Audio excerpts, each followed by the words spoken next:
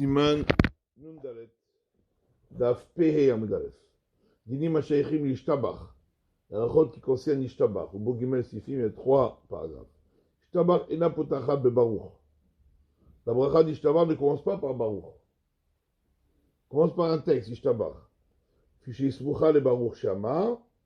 Parce que c'est la suite de Baruch Shama. On a déjà dit qu'une bracha qui suit une autre commence pas par Baruch Ata Hashem Elokeinu Melech HaOlam. Parce que Baruch Ata Hashem Elokeinu Melech HaOlam, on a déjà dit à Baruch Shama.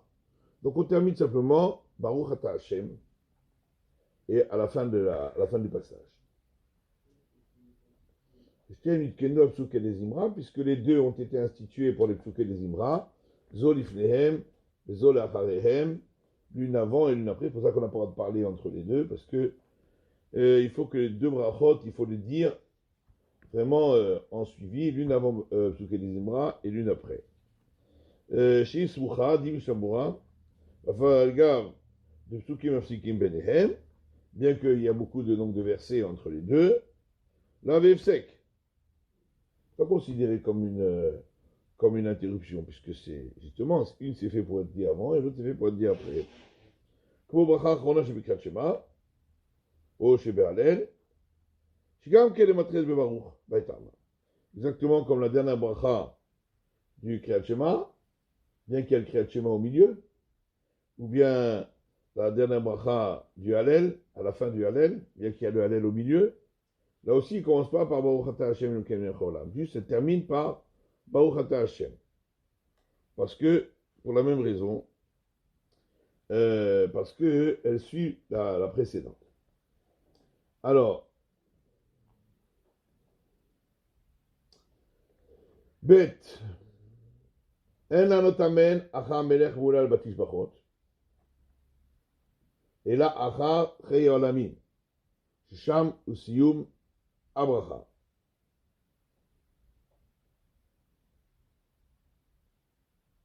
On ne répond pas Amen après Melech Meulal Batish Bachot. Ça veut dire dans le Ishtabach, on dit Baruch Ata Hashem, Melech Meulal Batish Bachot. Il y en a qui disent Melech Gadol ou Moulal Batish Bachot.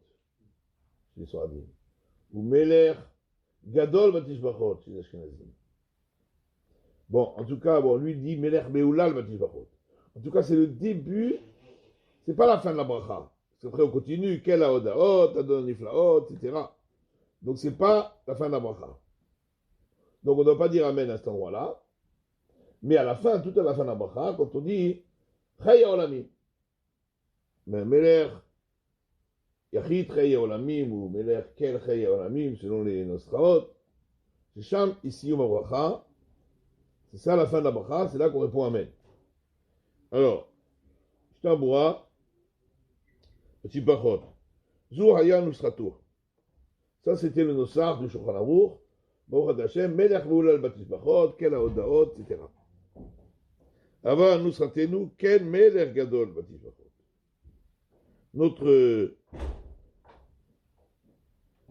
Notre Nosar, c'est Ken Melech Gadol, ou bien qui disent Ken Melech Gadol, ou Meulal Batish Bachot.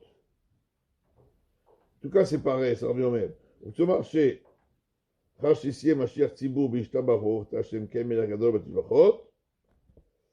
qui veut dire, c'est qu'après que le Shiach Tzibour a dit dans Ishtabach, Baruch Ata Hashem, Ken Melech Gadol Batish Bachot, Lo Ya'ani Shum Adam Al Ze Amen. Il ne faut pas répondre du tout Amen à cet endroit-là. Quand il avait su ma bracha, c'est pas encore la fin de la bracha, Ad Shama Gam Kel Haodaot, V'chulei, Ad Chei Olamim. Jusqu'à ce qu'il ait terminé complètement, jusqu'à Chei Olamim. Mais nous sommes Chei Olamim, yesh yorshim betzere, yesh yorshim bepatach. Il y en a qui disent Chei Olamim, la vie des mondes, ou Chai Olamim. Il y en a qui disent Chai Olamim, qui veut dire le vivant des mondes. Il y a deux Nosraot.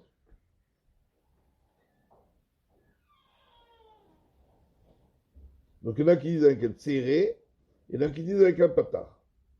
Vafil de Hazou, Même d'après ceux qui disent Chai Haolamim, comme Yoma Haolamim Be, il faut dire le vivant Haolamim. D'accord? Qui Perusho Chai Bishte Haolamim. Celui qui vit dans les deux mondes. Charlie Bolamazé ou Bolamaba.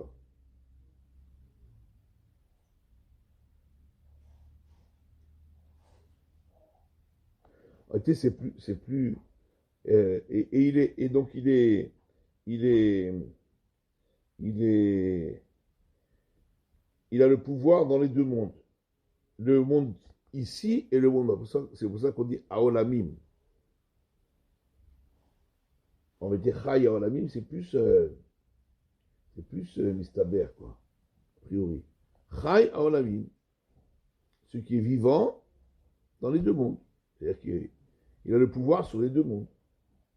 Si tu dis Chai Aolamim, ça veut dire non. Si Chai Aolamim, ça veut dire c'est lui qui a donné la vie aux deux mondes. Les deux, c'est deux chapitres différents. Ok. Alors, chez Chamou, alors, il faut dire Amen après Chaya Olami. Parce que c'est là-bas, la fin de la bracha. C'est Chiyuni Mutaras d'Afsik Velanot Amen Yeshve Rabba ou Gdusha. Si quelqu'un entend Amen Yeshve Rabba ou Gdusha, au milieu, quand il termine Baruch Ata Hashem, Meler Gadol, Oulal Batish Bachot. Est-ce qu'il peut répondre Amen ou Kdusha? Amen Yeshve Rabba ou Kdusha. Qui, Mama Echadou, sauf, parce que c'est une seule phrase. C'est la bracha elle-même. C'est le nossar de la terminaison de la bracha. Peut-être qu'on n'a pas le droit de s'interrompre au milieu d'une bracha. Donc de la terminaison d'une bracha. Va'im chayadam, kalhe saïf gimel de bechol bracha ktsara, asur lafsik be'emtsa. Afilu amen yeshve rabba ou kdusha. Alors, le chayadam lui dit, chaque bracha ktsara, ça veut dire, petite bracha. Orada Hashem Kemech Haolam, Shakol Yabilvaro. Tu ne peux pas au milieu de Shakol Yabilvaro, tu dis Shakol, après tu entends, je ne sais pas moi, une autre bracha, Amen. Et après tu continues Yabilvaro. Parce que tu es au milieu de la terminaison de la bracha que tu ne peux pas couper. Donc, a priori, pareil ici. On ne peut pas répondre même pour Amen Yeshve Rabba et une Kedusha. On pourrait faire un chilouk en disant que c'est une bracha qui est composée de plusieurs phrases. Virgule. Virgule. Il y a plusieurs phrases dans cette terminaison. C'est pas comme une bracha où tu dis Shakol Yabilvaro, il y a une seule phrase. Si tu t'arrêtes au milieu de Shakol Yabilvaro, tu as coupé la phrase en deux. Et si tu t'arrêtes à Melagadol virgule, il y a une virgule. Peut-être étant donné qu'il y a une virgule, ça ne dérange pas que je réponde Amen Yeshve Rabba ou Kdusha, c'est quand même des choses très importantes. Alors, en fin de compte, il termine et il dit Tsai Chiyun. C'est pas clair. C'est pas clair. Alors, Gimel. Amsaper Ben Ishtabach Yotzer. Celui qui parle entre Ishtabach et le Yotzer.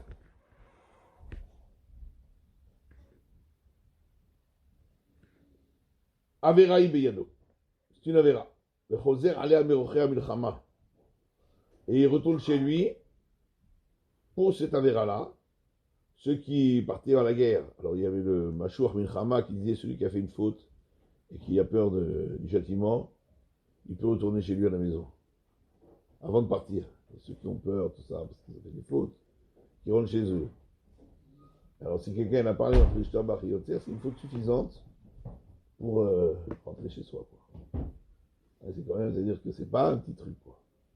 C'est suffisant pour retourner à la maison et ne pas aller au front. Et puis chez Omer, j'ai Tzorke Tzibour, pour lui Tzorke Daka, Mishiva l'Éternel, Zaka ou Tarafsi. Alors certains disent que pour des besoins du public, Tzorke Tzibour, ou bien pour fixer la Tzedaka, quelqu'un qui vient, voilà, quelqu'un qui est là, qui est là pour pas pour longtemps, qui a besoin de Tzedaka, on a le droit de s'interrompre. Donc, on n'a pas à s'interrompre, sauf, d'après certains, pour Tzorke Tzibour ou Tzorke Tzedaka. Il disait, Nitpashet Aminag, מזה נתפשט מה שנהגו בהרבה מקומות לברך חולה או לגבול בית הכנסת, שיעשה לו דין ונשתבח ליוצר. De là est venu le minag, on a l'habitude dans beaucoup d'endroits, de prier pour un malade ou de venir réclamer à la choule, chez un dayan, de faire qu'il fasse un dîme, de faire un procès entre Ishtabach et Yotzer. Tout ça s'appelle mitzvah. Donc, le tzorach mitzvah en permet. ולאחר שעושים להתפלל, כלומר שהציבור קצת פסוקי לזמרה, כלומר קדיש עליהם. Et après qu'on a terminé de prier, après qu'on a terminé, quand on revient à la prière, après Ishtabach, donc il s'arrête, pour Tzorke Mitzvah, on fait différentes choses pour une mitzvah. Après, quand on reprend, avant de dire Kaddish, il faut redire quelques psuké des Zimra, parce que sinon il y a eu un sec entre Ishtabach et le Kaddish. Donc on redit quelques psukim, et ainsi on pourra dire Kaddish. Kilolam Enori Kaddish, Belotila Shilfanea, Beloteila Shilfanea, parce qu'on ne peut pas dire Kaddish si on n'a pas dit avant une louange. Lachem Atrilin, Arvit, Belo Kaddish. Et c'est pourquoi on commence Arvit sans dire Kaddish. Sauf ceux qui disent un mismor avant Shira Maalot. Alors eux ils peuvent dire Kaddish parce qu'ils ont dit un mismor. Mais si on ne dit pas le mismor, si on dit direct Zour, comme tout ça, alors on ne dit pas de Kaddish. Au départ, un Kaddish doit être précédé d'une louange. Mishilo y a le tzitzit au tfilin. Vevilo ben ishtabach le Kaddish. Celui qui n'avait pas de tzitzit et de tfilin. Et on lui a apporté entre ishtabach et Kaddish, il pourra les mettre. Et dire la bracha, parce que tzorach mitzvah. On a dit que le tzorach mitzvah, on a le droit de s'interrompre entre ishtabach et le Kaddish. Avec le Kaddish et Baruch, le yafsik b'shum davar. Entre Kaddish et Baruch, là il ne doit pas s'interrompre du tout. Même pour une mitzvah.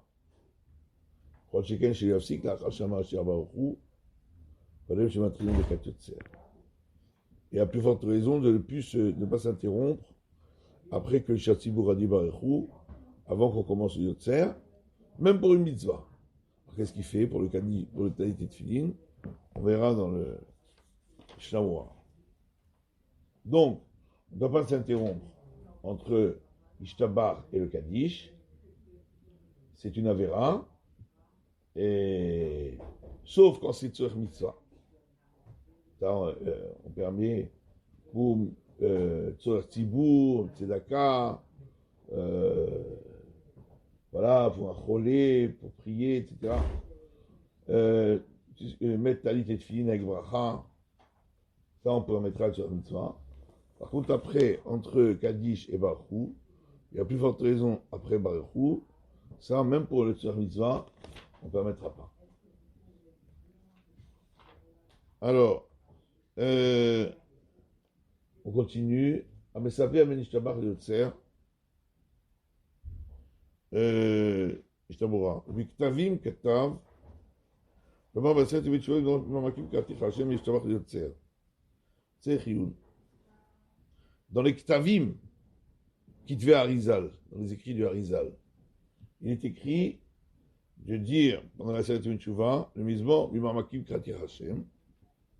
On a l'habitude de dire dans le Sach Sfarad ou Sfarad, entre Ishtabar et Yotzer. Et ça demande de réflexion. Comment on peut permettre d'intercaler un mise-mort entre Ishtabar et Kaddish? Parce que normalement, on ne doit pas s'interrompre entre Ishtabar et Kaddish. Dans les yeshivot, il y a beaucoup d'yeshivot qui disent ça. Ouais, dans le Nusach Ashkenaz, c'est pas. C'est le Nusach Sfarad ou Sfarad. C'est le Pierre Arizal. Le Arizal a dit de le dire, donc il avait ses raisons, sûrement. Il savait pourquoi. Devant lui, il n'a pas trouvé de raison, d'explication. On dirait qu'il y a une mitzvah spéciale de le dire à cet endroit-là. Pourquoi, je ne sais pas, mais il y a une mitzvah particulière que ça soit dit à cet endroit-là. Et donc, c'est pour ça qu'on permet. C'est vraiment on permet de faire une mitzvah. Il y a une mitzvah que ce soit dit à cet endroit-là. Probablement. Mais on ne sait pas exactement quelle est la raison. Donc il revient du front. Ça veut dire, c'est marqué dans le verset. Alors, c'est le Mashuach Milchama, le Kohen qui venait donc haranguer les troupes, il disait, celui qui a la crainte, qui a peur, et qui a le cœur un peu trop doux, qui retourne chez lui. Et ça veut dire celui qui a peur à cause d'une avéra qu'il a fait. Ça aussi c'est une avéra. Il a parlé entre Ishtabar et Kaddish.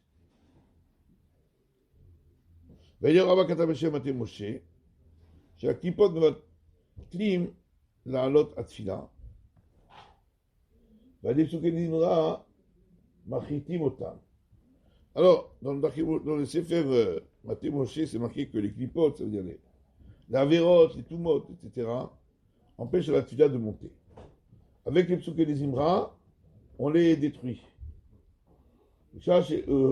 וכשסך חוזרים עליה בשביל עבירה הזאת, אותם הגדודים של מעריכים מלחמה. Ça, הוא חוזר מאורחי המלחמה.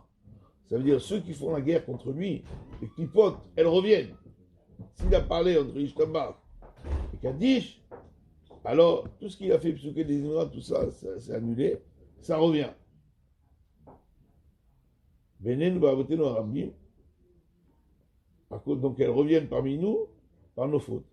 À Ken Raoul chez le Saper. C'est pourquoi il ne doit pas parler. Bon, on va laisser là pour aujourd'hui.